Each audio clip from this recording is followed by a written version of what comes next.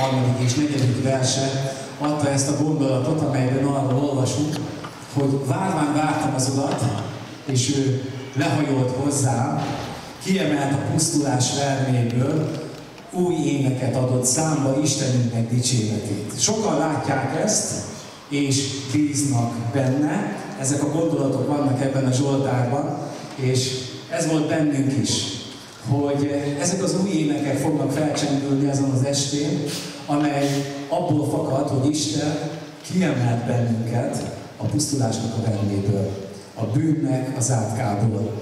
Új életet adott nekünk, és ebből az új életből fakadóan nagyon szeretünk énekelni, de nem csak olyan átlagos énekeket, hogy kisújszálás körül Ibolyával, hanem az Isten dicsőítő, Isten magasztaló énekeket szeretjük énekelni, és az a szívünk vágya, hogy mások is ezen keresztül megérezzék az Úr kedves illatát, hogy milyen jó az Úrral lenni, milyen jó vele lenni, mennyire örömteljes az Úrral járni.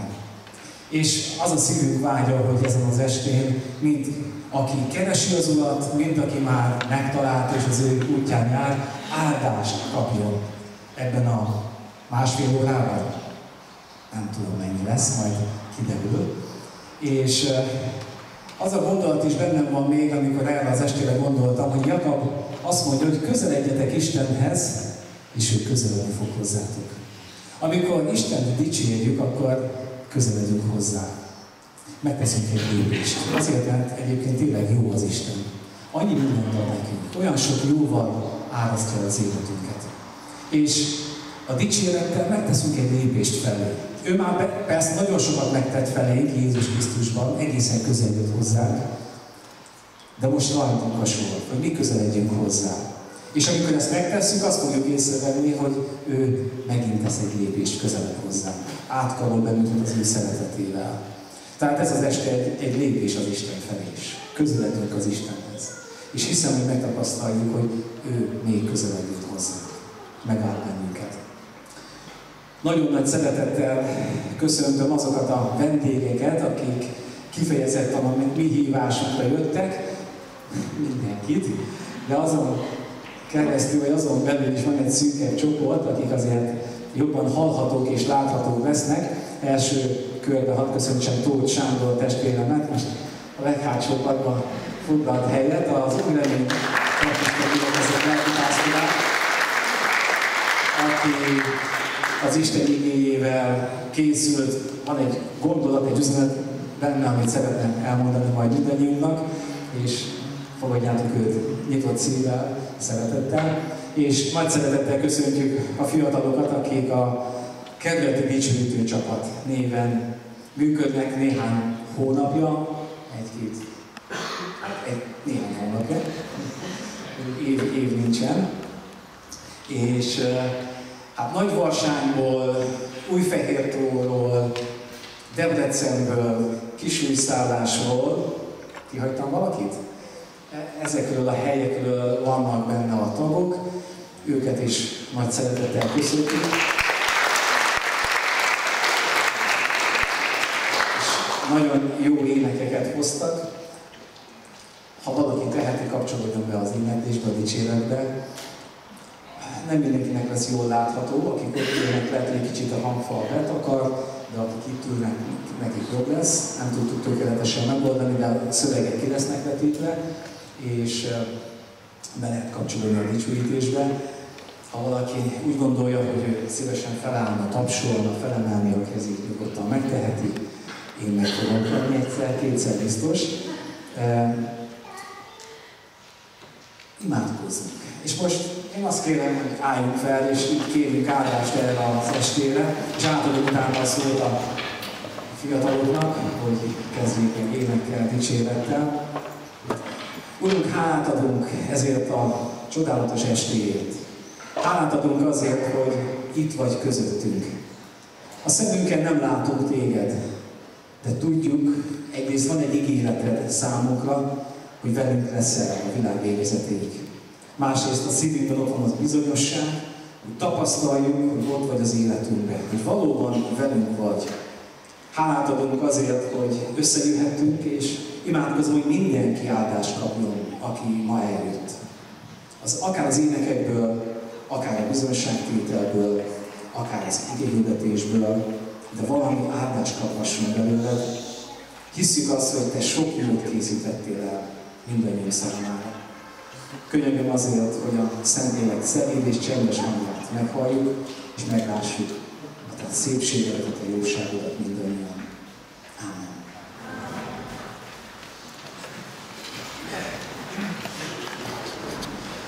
Mi is nagyon sok szeretettel köszöntünk mindenkit, köszöntjük azokat, akik gyülekezetbe jöttek el, és köszöntjük azokat, és nagyon örülünk annak, ha van olyan, aki úgy van itt, hogy még nem volt ilyen alkalmon, és nem volt még ilyen helyen, nagyon örülünk neki, és annak bátorítani titeket, hogy érzitek otthon magatokat.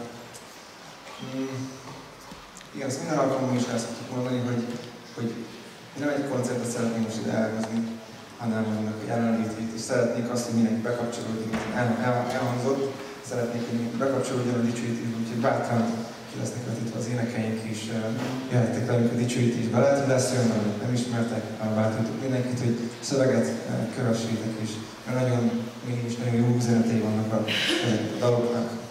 Lehet, hogy ilyen az az első dal is, de egy nagyon jó üzenete van, és szeretném azt kérni, hogy aki teheti, az álljon fel, és dicsérjük így az Urat, értek el itt a helyen. És az első dal azt mondjuk, hogy megvalani, hogy az Úr öröme, az a mi erőnk. Nem tudom, milyen napod volt, vagy milyen hetedben volt, de kívánom azt, hogy most tapasztaljuk meg, hogy az Úrnak az öröme, az a mi erőnk, és az Úrnak az öröme az kifogyhatatlan, és kívánom, hogy ezt tapasztaljuk meg a helyen. Így énekeljük az első énekünket.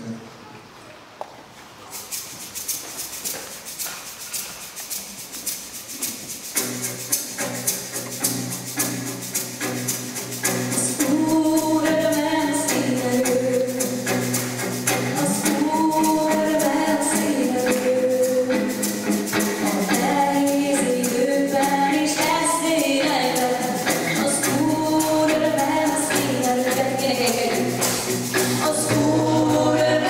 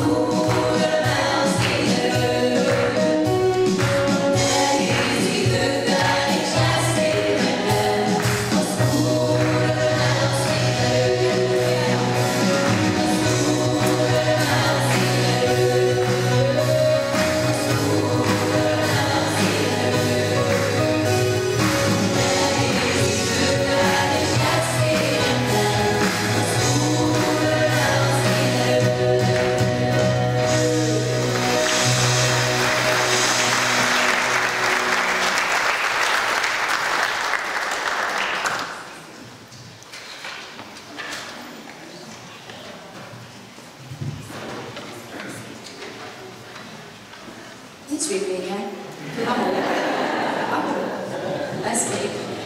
De persze mindig egy szabadság van arra, hogy leüljön, ez egyértelmű, nem elgondolom.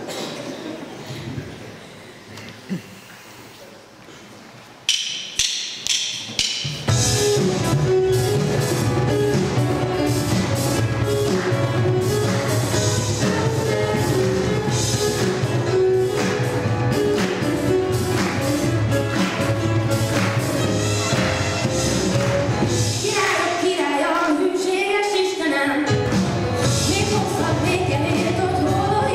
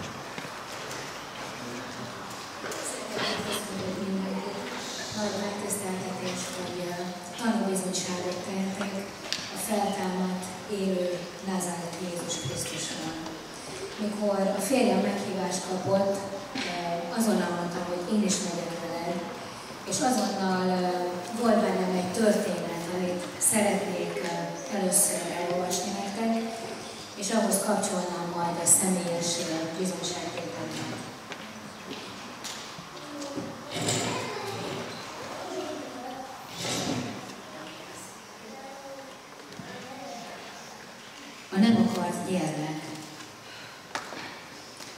Az unokatestvéremnek lánya született, mesélte egy orvos. Amikor megszületett a lány, azon gondolkodott, hogy egyáltalán gyermeke.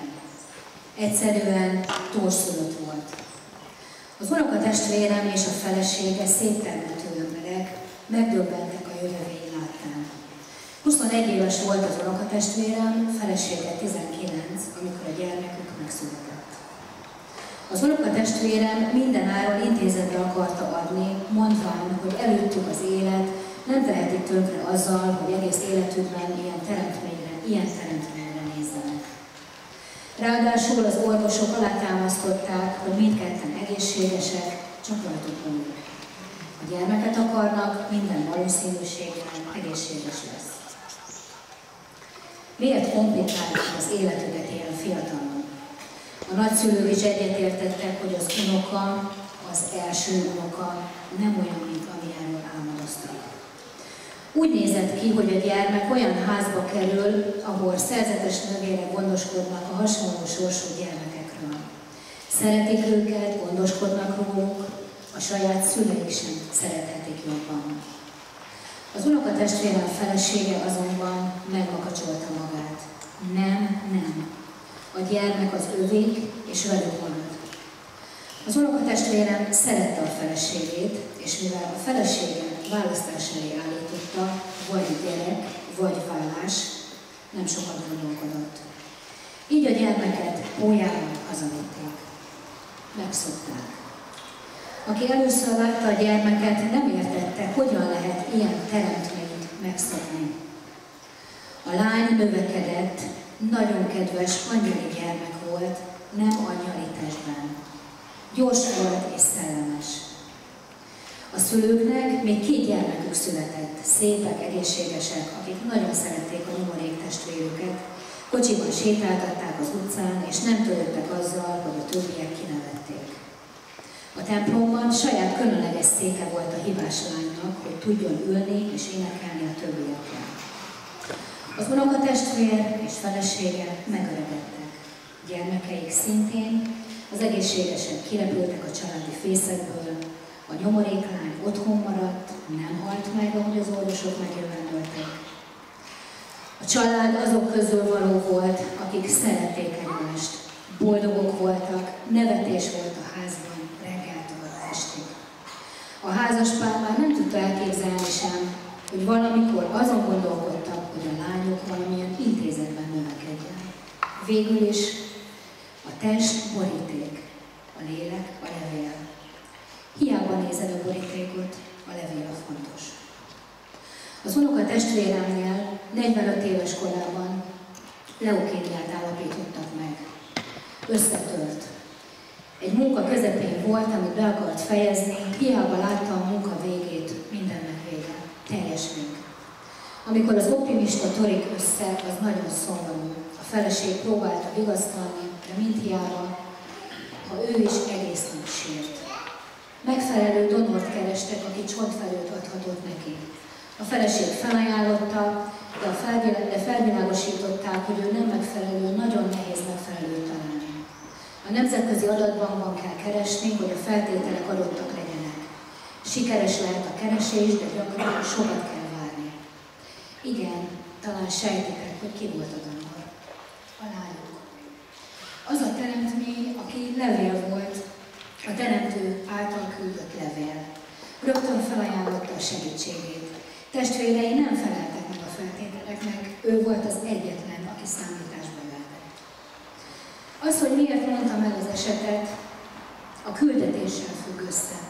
Nem fogok a nehéz operációról, az imákról, a család megpróbáltatásairól beszélni. Mindenki, aki volt hasonló helyzetben, el tudja képzelni.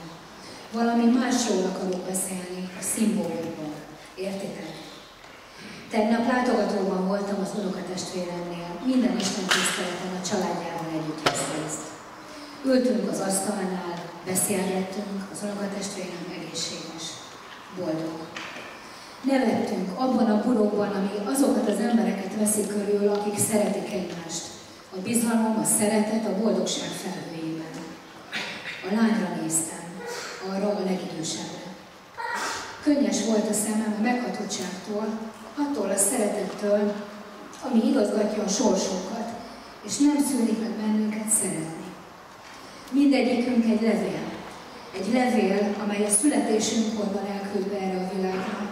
Levél, amely szeretetből szeretettel van elküldve.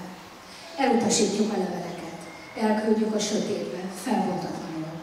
Visszaküldjük, mintha a címzet ismeretlen lenne, mintha nem is tudnánk, hogy az édenből jött levélnek mi vagyunk a címzetjei. De onnan nem jönnek fölösleges levelek. Minden levélnek megvan a pontos értelme. A lánynak, aki velünk ült az asztalnál, mély szemei voltak. Az egyetlen, ami szép az emberen, az láthatatlan. Szeretjük a láthatót, és azt nevezzük szépnek. Szeretjük a borítékokat, és nem fogadjuk el a nekünk címzett leveleket. Leveleket onnan. És mérgelődünk, mint mindenki, aki a boríték szerint választott, és nem a levél szerint. Uram, imádkoztam, amikor az unokatestvéremtől eljöttem tanácsokra. Uram, adj erőt, hogy ne csapjon be a boríték, hogy elfogadjam a levelet, a te leveledet, mert mindegyik leveled, ami megmentésünkre íródott. Hát azt hiszem, meg elég egyértelmű volt az üzenete ennek a történetnek. Mindenki, aki itt ül, meg az egész földgolyó emberisége, ahányan vagyunk, annyi félék vagyunk, de minden a Teremtő Isten akaratából jöttünk el a földre. És neki célja van az életünkkel. Én 30 éve, hogy megtértem, 92-ben tértem meg az Úr Jézushoz, akkor 18 éves voltam. És valahol én is egy ilyen nem akart gyermek voltam. Egész életemben azt hallgattam, főleg apukámtól, hogy milyen a fiú lettem. És még nagyon-nagyon kemény alkoholista is volt, tehát még ezzel az élettel járt, ezzel a sok nélkülözés, a sok félelem, a sok gyötrelem. Szóval nagyon nehéz gyerekkorom volt, és nagyon gáztinédzser voltam. 13 éves koromban váltak el a szüleim, és hát érdekes volt, mert én a részeges apukámmal maradtam akkor, úgy döntöttem a bíróság előtt. És hát ameddig bírtam, amíg normálisan viselkedett, addig én gondoskodtam róla, meg főztem, mostam, takarítottam minden. De amikor újra elkezdett agresszívan viselkedni, akkor már ott hagytam és anyukám után költöztem. Nagyon lázadó voltam, se Isten, sem nem ismertem, nagyon aganatos, önfejű. Éppen drog nem volt még abban az időben, de biztos, hogy abban is a mélységekig benne lettem volna. Az életemtől többször meg akartam szabadulni, és 18 éves voltam, amikor valami folytán, én nem tudom, hogy mi volt ez, de az Isten keresett. A férjemmel akkor mi már együtt jártunk, ezt ugye így mondják a világban. És hát ő bevonult katonának, én meg ott maradtam, és mind a ketten egymástól függetlenül elkezdtük olvasni a Bibliát. Persze, Károli fordítás, meg Mózes első könyvén elkezdtem, és hát nem igazán értettem semmit az egészből, de mikor ezt így megosztottuk egymással, hogy te is, én is. Szóval nem tudom, az Isten keresett. És akkor már annyira össze voltam törve, hogy mikor azért valaki úgy alig már belenézni a tükörbe, hogy mit lát, ki lettem én, vagy ki vagyok én. És meghívtak bennünket gyülekezetbe, ifjúsági alkalomra, el is mentünk, és jártunk.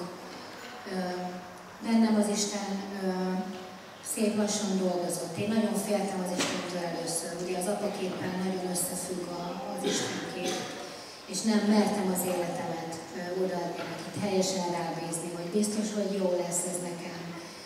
Valamit csak meg kéne tartani belőle, de végül is eljutottam oda, hogy az egész életemet az én atyám kezébe tudtam tenni, és hazataláltam. Ezzel a szóval tudnám megfogalmazni. Véget ért mindenféle kóborlásom. Üdvösségem lett, ez a legfontosabb.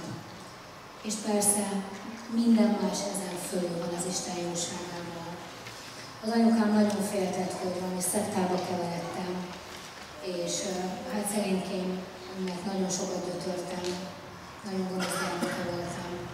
De amikor megtértem, és az Isten munkáját lett az életembe, és azt azért tudnotok kell, hogy engem azért úgy nem lehetett orvosni, meg belém beszélni dolgokat, nem olyan fából faragtak, de hogy az Isten szelleme munkálkodott bennem, ahogy, szóval nem kellett semmit így püfölni belém, hogy vedd már ki a fülbe való illat, a hajad már milyen színű legyen, a ruhát hossza is mekkora legyen. Szóval azért ezek úgy jöttek le az emberről, ahogy a belsőn tisztult, úgy egyre inkább a külsőn is meglátszott, de ami a legfontosabb volt, ez a szeretet, ahogy elkezdtem szeretni a családtagjaimat. Így adott nekem Isten férjet, hogy így tudtuk összekötni az életünket. Mi egy percet nem tudnánk együtt élni a férjemmel Krisztus nélkül. Tehát, hogy szétszettük egymást, szerettük egymást, nekünk egy ilyen kapcsolatunk volt. Így lett 3 drága gyermekünk, és most már unokánk is van. És Isten minden emberrel jót tervezett, neki jó terve van az emberrel. És nagyon hálás vagyok az Úrnak, hogy igen tudtam mondani neki, hogy az életemet a kezébe adtam. És még annyit elmondanék, hogy az alkoholista édesapám is megtért. Én gondozhattam az utolsó heteiben, hónapjaiban, rákos beteg volt. És ő is bocsánatot kért, anyukámtól is, meg tőlem is, és így vitte el az Úr magához. És édesanyám is megtért, úgyhogy csodálatos munkája Istennek a családunkban, az életünkben. Még egy igeverset szeretnék felolvasni. Ézsaiás 55:6. Keressétek az Urat, amíg megtalálható, hívjátok segítségül, amíg az nem álljon az Úrnak. Köszönöm, hogy meghallgattatok.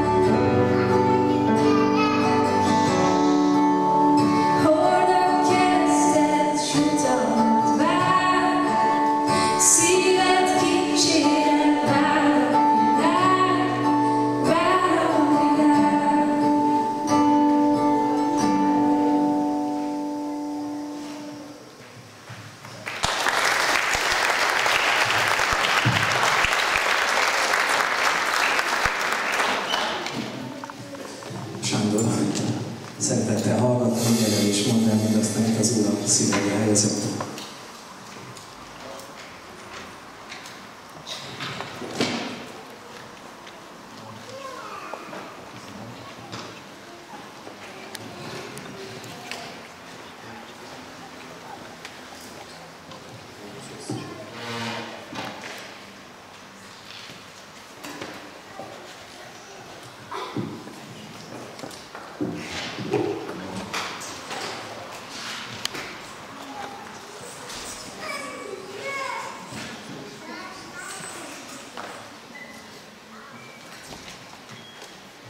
Azt mondták irányok.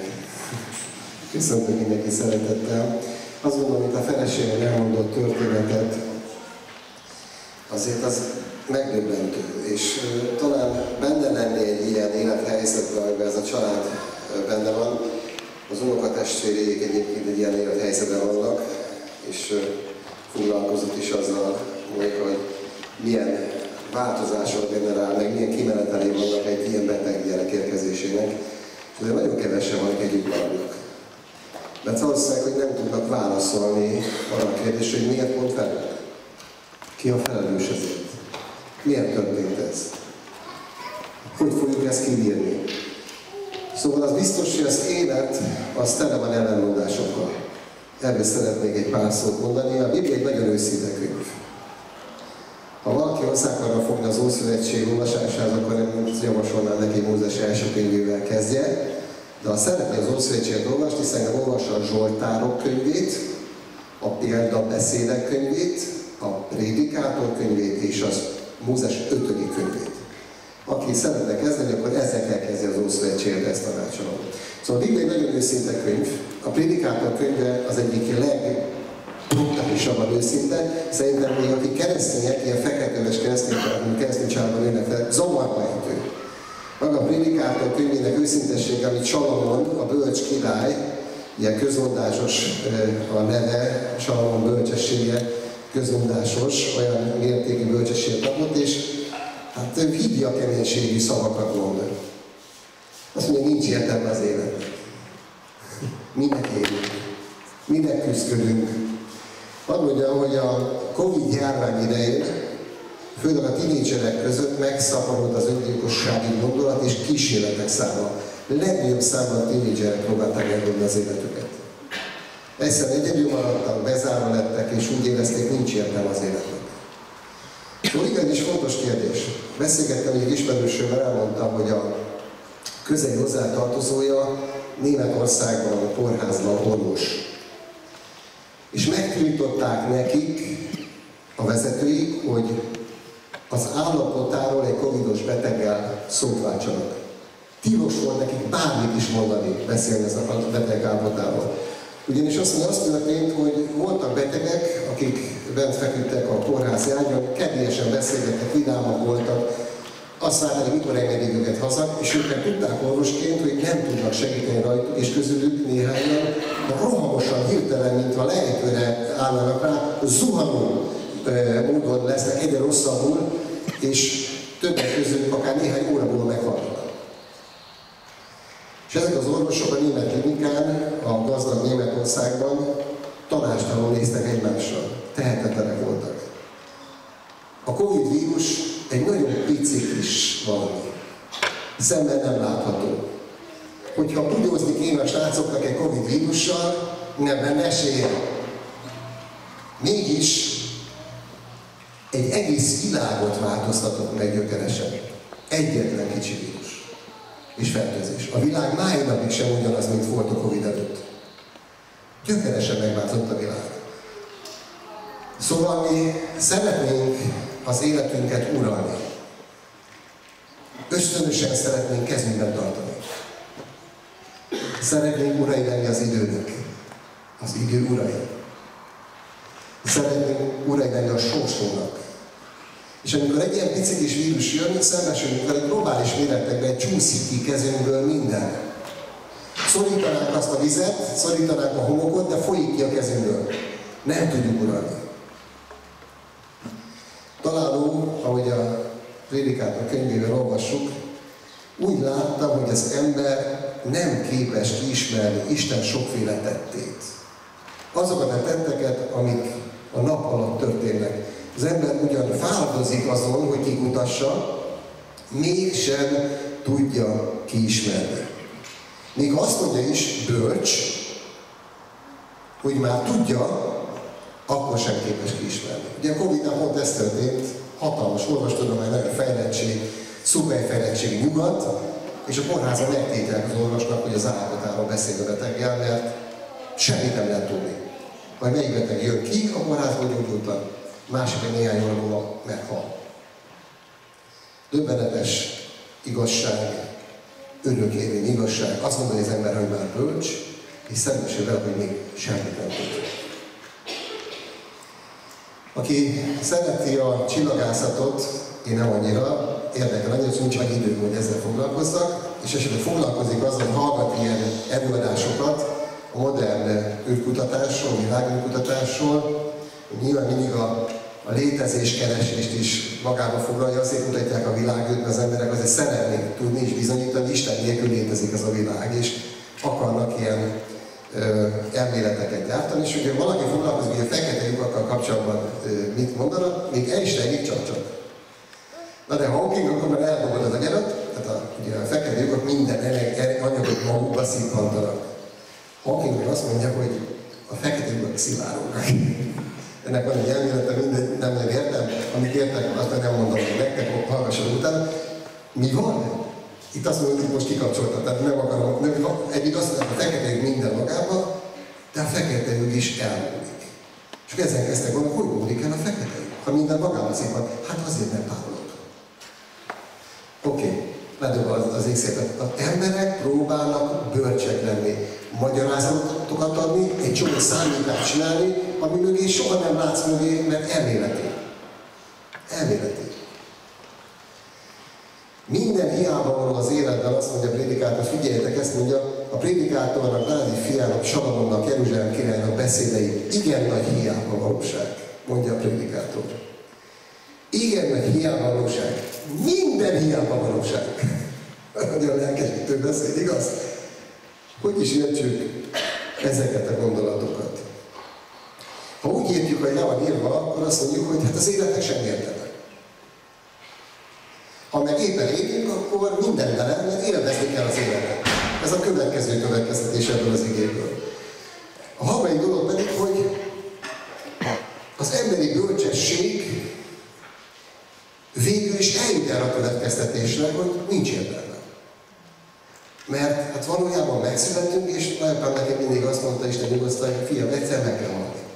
Aztán apámtól is ezt hallottam, amikor megöregedett, hogy fiam, egyszer mindenkinek meg kell halni. Tehát a bőrén, ugye valósággal képesek lennénk szembenézni, akkor azt kell mondjuk, hogy valójában, hogy mondják a bölcsek, az élet célja halál maga, hát nincs is értelme az egésznek. Tehát ha valaki bölcsességet akar, és igazán szembe akar nézni valódi kérdésekkel, akkor arra a következtetésre jut, mint a bölcs Salamon, tehát nincs értelme az életnek. Na de ha nincs értelme az életnek, felteszem a kérdést, akkor milyen írtam ezt a könyvet? Hát nyilván nem ezt akartam mondani, mert ha semminek semmi értelme, akkor nyilván könyveket se jut volna, meg ezeket a gondolatokat se írtam volna el számunkra. Tehát nem kell mindennek hinni Salamonnak, mert Salamon provokál. Salamon felmeríteni azokat a kérdéseket, amelyek benne is felmerültek, amelyek sok emberben ma is felmerülnek. Mint mondtam, a Biblia egy őszinte könyv. Nagyon őszintén beszél a hőseiről. Nem masszatol, nem szépíti őket, emberként neked őket. Olvasod a Bibliában, Isten testvére Jézus Krisztusban, és azt mondja a Biblia egy ponton, hogy hosszú volt az út, ezért Jézus elfáradt. De nem egy szuper hősként mutatja benne az elet Jézus, hanem úgy mutatja benne, mint aki valóságosan emberi lett. És egyébként több ponton ezt fogod látni a Bibliában. Tehát mit is jelent akkor a hiába való? A hiába valót úgy lehet megérteni legjobban, hogy mikor egy hűvös reggelen kimegyünk, és látszik a lehelletünk. Megvan biztos a kép, igaz? Hogy beszélsz, hogy lehetsz, látszik a lehelletünk. És ahogy az a lehellet látszott, el is tűnt. A hiába való szó valójában ezt jelenti. Másik jelentés a köd. A köd leszáll, és aztán följön nap, és eltűnik a köd, eloszlik a köd. Tehát valami, ami csak egy ideig létezik, rövid ideig van, nem örökké való, Tehát amikor a prédikátor azt mondja, hogy hiába való, azt mondja, hogy ezek nem örökkévalók. Ezek a dolgok nem örökkévalók, erre nem érdemes építeni egy életet. Az ember istenképvisége bizonyítható abban, hogy foglalkoztatja az örökkévalóságot. Önmagában nincs senki a teremtett világban az emberen kívül, aki egyáltalán ezzel a szóval képes lenni kezdeni. Mert Isten elé tárta az embernek az örökkévalóságot. Hadd hozzak ide egy Chuck Norris viccet. Chuck Norris elszámolt a végtelenig. Kétszer. De már a vicc is humorosnak tartjuk, ugye, hát a végtelenig nem lehet elszámolni, hát főleg kétszer nem. Hát Chuck Norris azt tudja. Mennyire hozza az embereket ez a fajta természetfeletti képesség. Hogy valami olyan képesség birtokában legyél, amely különlegesség lesz. Amely kiemel az átlagból, amely segít megoldani azokat a megoldhatatlan kérdéseket. Vagy örökké élni. Mit mond a prédikátor? Élhet valaki 2000 évig is. Ha nem tud gyönyörködni jobban, miért vannak? Végül is egy helyre kerül mindenki. Na, mondtam, nem új szövetség. Nem új szövetség, de az életet önmagában nézzük Krisztus nélkül, az a feltámadás reménysége nélkül, az üres kereszt nélkül, mert Jézus meghalt a kereszten a bűneinkért, eltemették, de a harmadnapra dicsőségesen feltámad, mint egy 500 tanúja volt a feltámadásának, és ezért nekünk keresztények vagy reménységünk az örök életre. De Krisztus nélkül az élet tényleg reménytelen. Hát mindenki ugyanúgy kerül. Az ember nem akar Istentől függeni. Ez a legnagyobb probléma. És nehezen látja be, hogy szüksége van Istenre. És nehezen fogadja el, hogy van egy teremtő, és ő pedig teremmény. A legtöbb feszültségben ezekről van. Hogy ezeket nem akarjuk beismerni. Sok kiszámíthatatlan dolog van, tehát a világban, a Covid járványról mondtam egy mindannyiunkat valamilyen mértékben érintő példát. Érdemes feltenni a kérdést, hogy megéri-e küzdenünk, annyi energiát belefektetnünk azon célok elérésébe, amelyeket kitűztünk magunk elé. Megéri, hogy azt az árat megfizessük, hogy a célt elérjük, amit éppen fizetünk ebben. És abban ezt is feszegeti. Nekem sok személyes fordulatot is hozott az életemben a prédikátor könyve. Beszélgettem egy kollégámmal néhány nappal ezelőtt, és azt mondja, nekem beszélgettünk több dologról. Tudod, azt mondja, kétféle ember van. Az egyik, akinek mindig hiányzik valami. A másik, nem az, akinek mindene megvan, nem ezt mondta, érdekes, hanem aki megelégedett. Ez a másik. Tehát a másik ember nem az, akinek megvan mindene, hanem aki megelégedett. A prédikátor ezt mondja erről.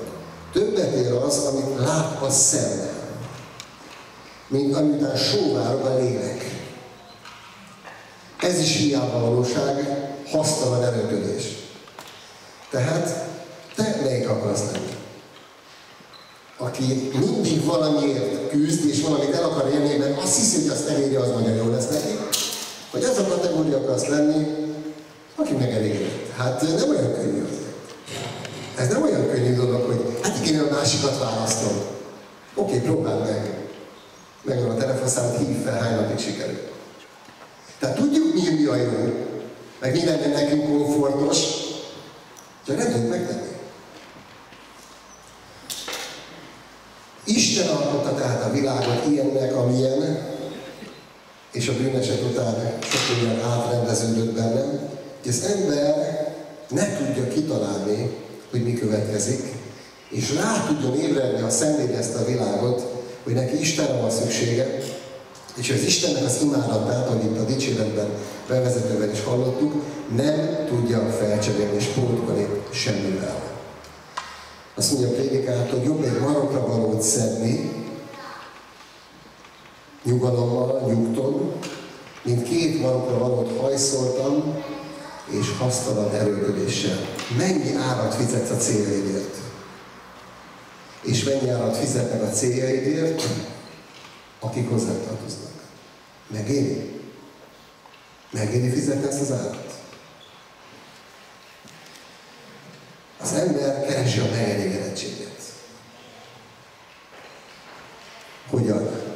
Anélkül Istenben bíznak persze. Keresi a gazdagságban, a hírnévben, a vívmányokban, a feltalált dolgokban és a bölcsességben.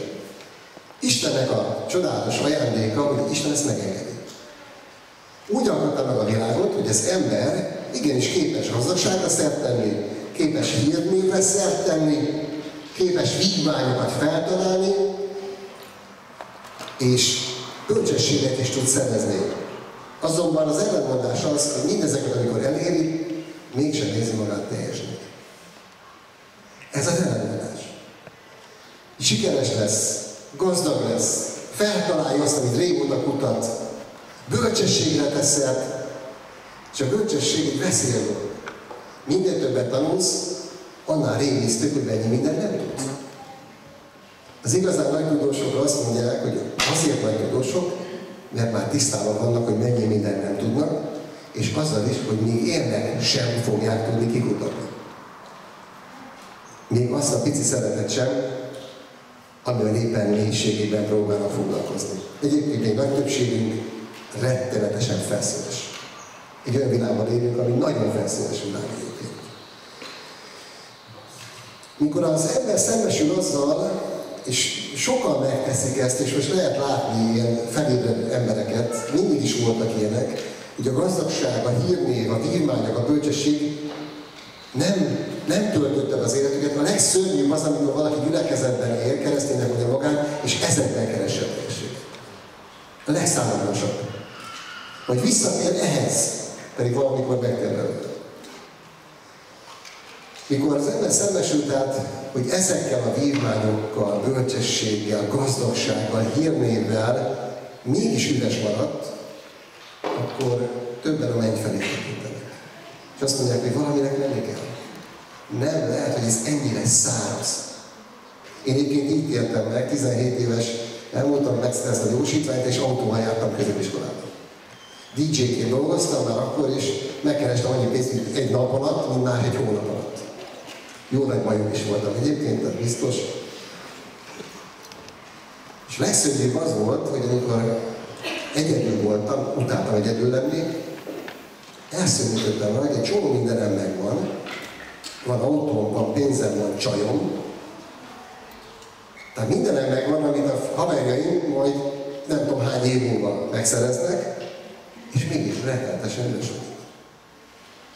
Na és innen kezdtem én Isten keresni. Ez volt a pont, amikor szembesültem az elmúlás realitásával, diszkóbalesetben meghalt az egyik évfolyamtársunk, és rádöbbentem, hogy igen, no az én életem pont ilyen, és bármikor meghalhatok. Tehát még az sem biztos, hogy 60-70 év, mert 17 évesen a 60-70 év az annyira messze. Az olyan hosszú életnek tűnik, hogy nem is gondoltam, hogy valaha is eléred. Apám 70 évesen megkérdeztem tőle, édesapám, hogy látod? Azt mondta, rövid volt. Azt mondta, rövid volt. Ennyi volt a tanács. Konklúzió. Nem volt szó Száthárfakár egyébként. De nagyon szeretném, és Isten kegyelméből megkért. Egyszer itt van a nagylányom, akkor még nagyon kicsike volt, éppen beszélni tudott. Papa, hiszel te Úr Jézusban? Hát a papa kicsit vacillált. De hát kislányom, hát ha nem hiszel, pokolra jutsz. Higgyél benne, papa! És akkor mondta neki az édesanyám, jó van, kislány, hiszek? Na jó van akkor. Már evangelizáltam a papáját. És el is jutott édesapám a felismerésre Isten kegyelméből. Nem rövid úton, de eljutott. Tehát miért is ennyire ellenmondásos ez a világ? És ha merünk szembenézni az ellenmondásokkal, akkor igenis sok kérdés merül fel bennünk. Azért ellenmondásos a világ, és azért kell elgondolkodnunk ezeken az ellenmondásokon, a megoldatlan kérdéseken, és a megválaszolhatatlan kérdéseken, mert ez a menny felé viszi a tekintetünket. Magunkon kívül kell keresni a választ, nem magunkon. Önmagunkon kívül nem akarunk azonnal tisztelni mást Istenként. Hívők sem, meg soha. Aki keresztény közepben nőtt fel, sokszor szembesült az emberi kiskirályságnak a pusztító erejével, amikor valaki valamilyen egyházi pozíciót megszerzett, és sose értettem, miért akarnak egyházi pozíciót emberek. Hát azért, mert neki az a karrier. És vannak emberek, akik az egyházi közösségben tudnak mozogni, és szeretnének sikeresek lenni. Miért? Mert nem Istent imádják, hanem már valahol eltorzult a lelkük a szívük. És milyen fontos gyülekezetben is, keresztényként is, őszintén feltenni a kérdéseket. Mi mozgat, mi motivál? Magamat imádom, vagy Isten imádom? Szóval a keresztényeknek is nagy kérdés és nagy kihívás, hogy önmagán kívül tisztelje Istenként. Az ember valójában állandóan ezt kérdezi. Ez igaz, miért? Nem biztos, hogy kimondjuk, de azért ott van, miért? Miért ilyen nehéz? Miért nekem ennyire nehéz? Miért nem sikerült? Neki miért sikerült? Csomó miért? Kedves barátomnak meghalt a 21 éves lánya, és én mentem értük repülőtérre, Spanyolországban a kislány ott dolgozott, és kezdte volna a tanulmányait Madridban. És leült a barátom elé a kocsiban, meg a felesége, nem is látták. Tehát úgy látták, kómában volt már a lányok, és történt imádkozni, lelkész barátom megfogta a kezét, kislánynak egy könycsepp kibővült a szeméből, gyakorlatilag rosszul lett vasárnap, kedden meghalt. Olyan agresszív leukémiája volt, ami brutál gyorsan elvitte. És akkor beült a barátom, és azt mondta, kérdezhetném, hogy miért. De nincs válasz. Ezért csak annyit tudok, hogy Isten jó. Isten jó. Kész. És ez egy olyan erős vigasztalás volt az én barátomnak, hogy kibírta épp észre. A kibírhatatlant. Tehát értjük, hogy mennyire fontos, hogy magunkon kívül keressük a megoldást. Különben összeroppanok. Mert nem erre vagyunk teremtve. A prédikátor is arra jut, hogy féld az Istent, tiszteld az Istent, bízz az Istenben. Ilyen igéket mond, csak a feszültséget növelik, felteszi az őszinte kérdéseket, mi haszna van az embernek minden fáradozásából, amiért fáradozik a nap alatt. Aztán ilyen is mond, meggyűlöltem az életet, mert rossznak tartottam azokat a dolgokat, amiket véghez viszek a nap alatt, hiszen minden múlandó, hiába való, ezért hasztalan erőködés. Meggyűlöltem mindazt, amit fáradtságban szereztem, míg fáradoztam értük a nap alatt, mert más emberekkel hagynom, nem tudom uralni. Nem tudom birtokolni. Aki utánam következik. Odáig jutottam most, hogy már kétségbeestem. Minden szerzeményem miatt, amiért fáradoztam nap alatt, hány ember hal meg nehezen, mert valaki ritkán hagyja a vagyonát. Találkoztam ilyen emberekkel, hogy az volt a legnagyobb problémája, hogy kié lesz. Amelyet ő annyit küzdött.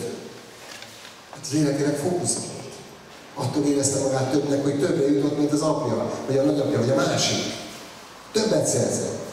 Aztán azt is mondja a prédikátor, mi haszna van a munkásnak abból, amiért fáradozik. Láttam azokat a bajokat, amelyeket Isten azért adott az embernek, hogy bajlódjanak velük.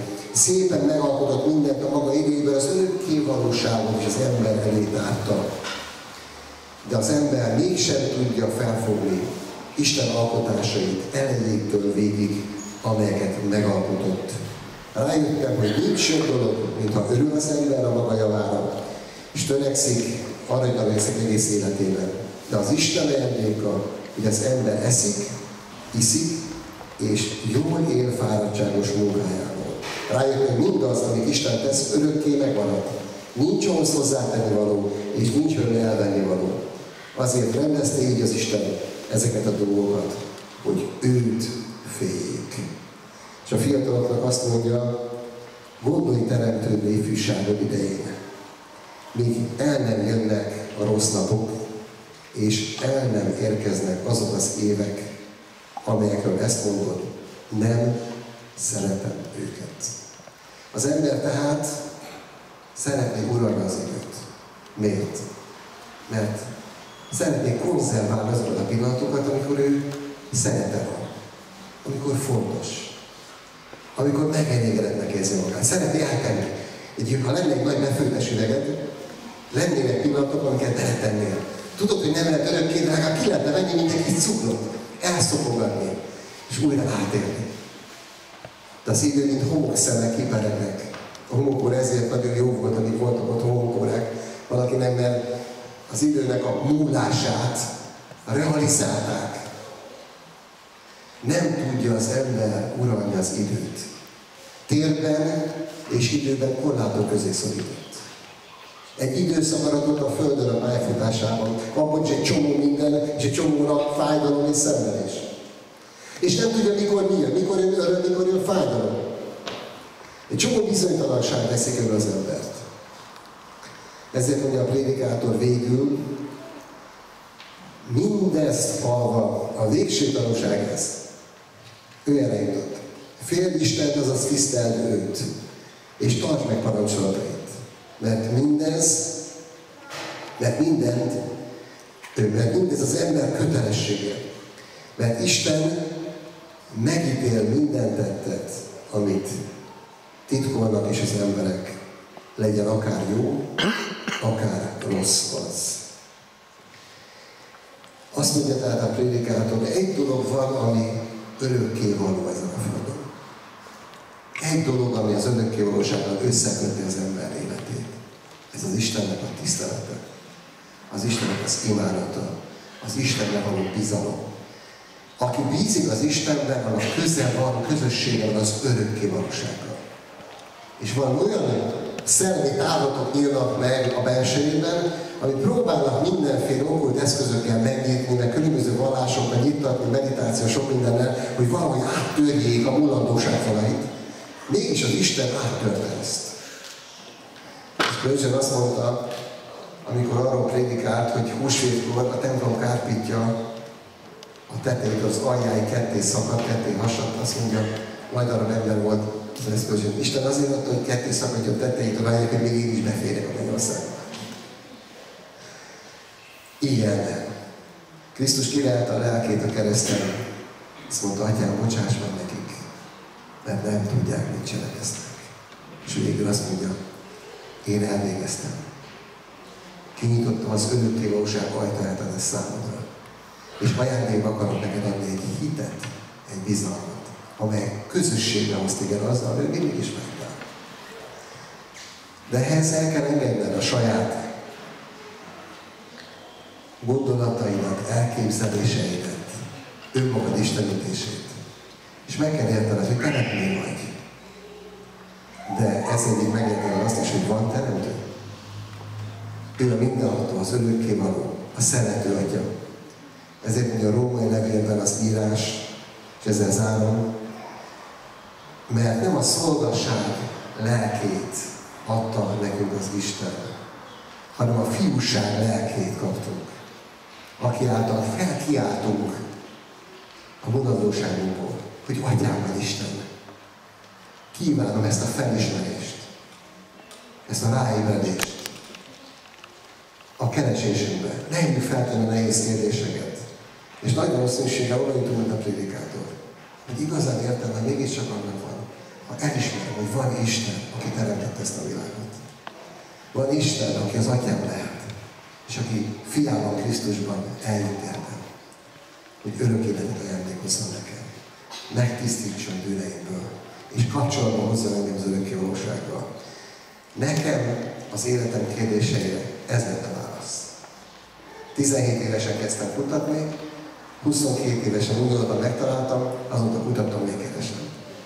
Igyekszem felfedezni, az örökké valóságban csak ilyen. Az egy örökké valóság kell, hogy felfedezte. Azt is kívánom, hogy még a dalok fognak hangzani majd, legyen nyitott a szívünk, figyeljünk a szövegekre, és abban a töltetre, a jelenlétre az örökkévaló Istent keressük, és kívánom minél többen találkozzunk ővele. Köszönöm szépen, hogy meghallgattam.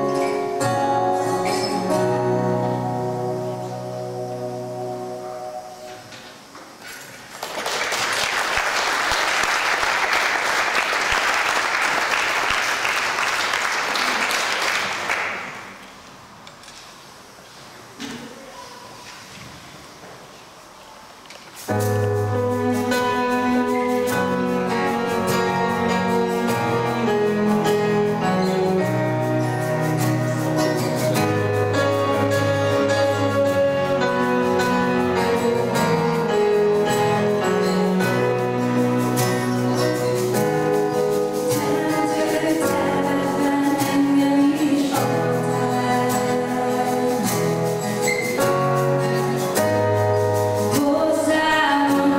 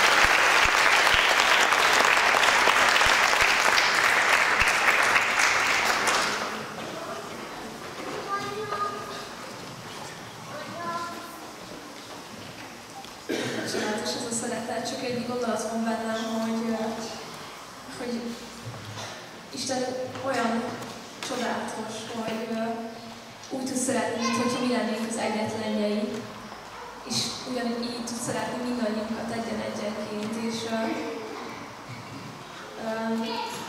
ez az, ami teljesen ámulatba állít engem most, és csak ezt akartam így megosztani, hogy Isten azt mondja, hogy elmegy azért az egyért, amikor ott hagyja a 99-et, és azt jelenti, hogy különösen szeret minket. És ez nagyon csodálatos.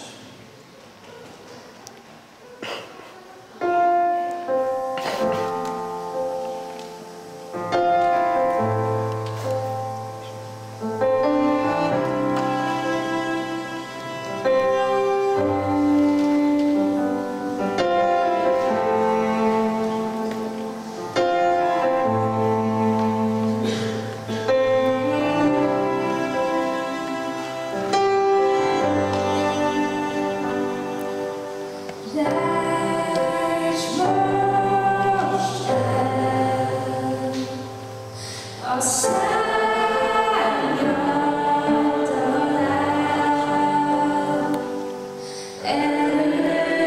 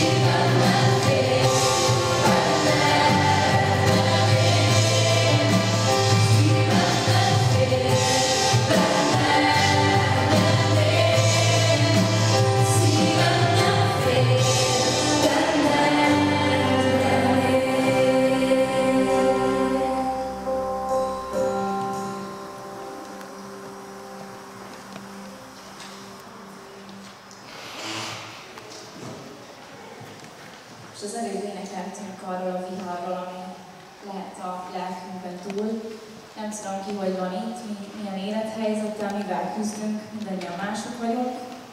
De a következő dalunk igazából arról szól, hogy meghívhatjuk Jézust a szívünkbe, és van lehetőségünk arra, hogy amilyen viharral szembe kell néznünk az életünkben, ne egyedül kelljen, hanem van egy sokkal erősebb hatalom, akire számíthatunk, és ha az ő nevét segítségül hívjuk, akkor igenis van reménységünk, és le tudjuk küzdeni ezeket az akadályokat. És ez a következő dal erről szól, hogy meghívjuk a mi szívünkbe ezt a nevet, Jézus Krisztus, és én arra szeretném benneteket hívni, hogy ezt, hogyha tudtok, akkor kapcsolódjatok be, hogy ezt így énekeljük, hogy helyet készítünk a mi szívünknek neki, mert megváltozik az életünk, hogyha találkozunk Jézus Krisztussal, és én ezt hiszem, hogy teljesen megváltozott életet tudunk élni, hogyha ő lakik a szívünkben, hogy úgy énekeljük.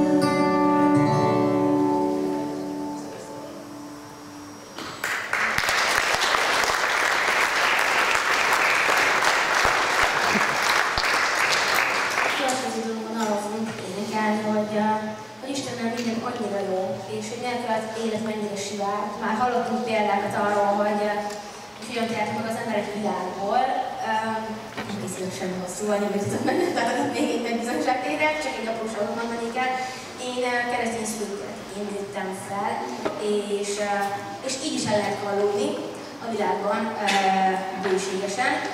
Úgyhogy magamnak is meg kellett a saját hitemet találnom, a saját Istenet, a saját Uramat, akiről végig eljártam, hogy annyira szeret engem, hogy neki az sem számít, hogy mi volt előtte. Mert neki mindegy, mert ő elfelejti, és ő tovább lép rajta, és egyből én lehetek az, aki csak magamat csakorom, vagy próbálok egyfolytában ilyen bűntudatban élni, mikor egyáltalán nem szükséges, ugyanis ő az, aki egyszerűen minden bűnüket elfelejti, és őt nem fogja érdekelni, milyen volt a múltad. Hát az érdekel, hogy milyen lesz a jelenet vele. És ő tökéletes dolgokat tartogat számomra is, és számotokra is, és vele minden jó. Úgyhogy most erről fogunk énekelni. Akinek van szabadsága, az találhat erre a dalra.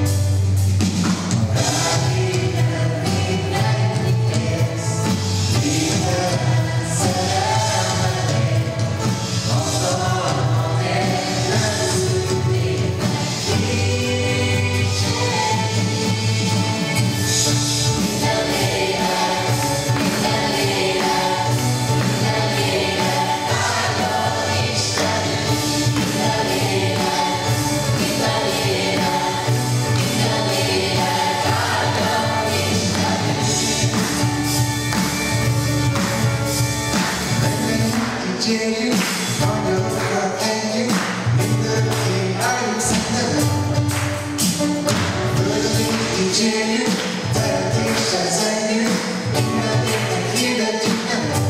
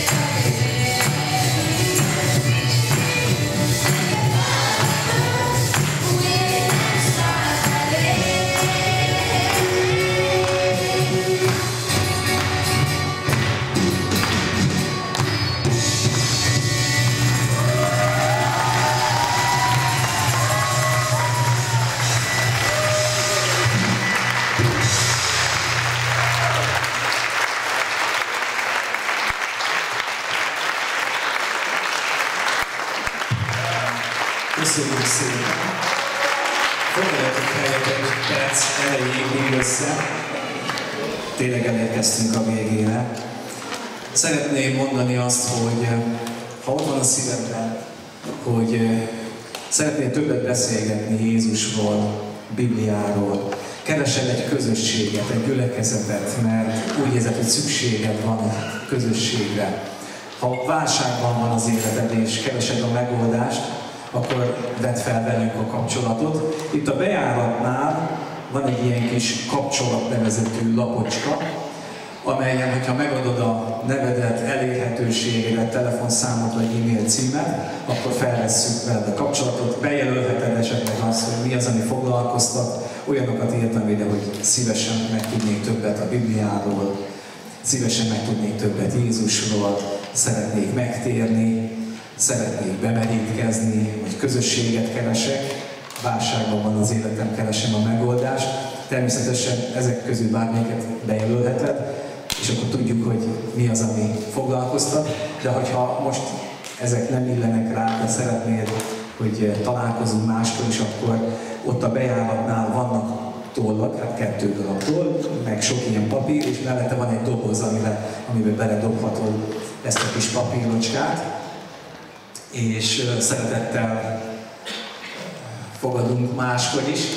Hirdetem azt, hogy minden vasárnap 9:30-kor van Isten tiszteletünk a Kossuth Lajos utca 29 szám alatt, és az a sajnálatos tény, hogy ez a csapat nincs ott minden vasárnap, de van egy majdnem ilyen jó zenekarunk, és majdnem ilyen jó igét hirdetünk.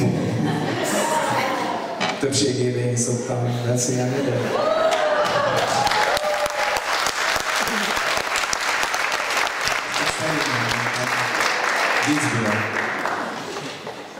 Szeretném megköszönni a Nagykun Baptista Oktatási Központ igazgatójának, Szide Istvánnak, hogy megengedték így megjelentkezni. Köszönjük szépen! És köszönjük a technikai dolgozóknak, valószínű most éppen nincs itt egy sem közülük, akik azért az előkészületekben is segítettek a székek leadásában, kicsit a takarításban.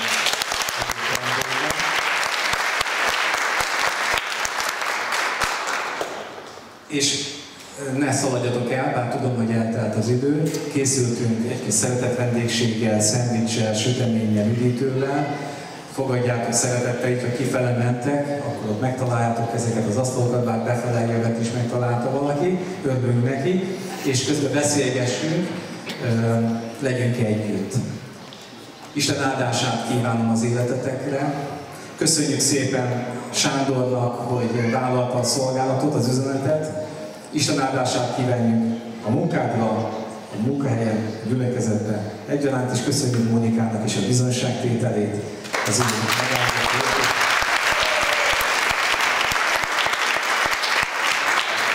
Köszönjük a zenekarnak és a énekeseknek, az emlészeknek.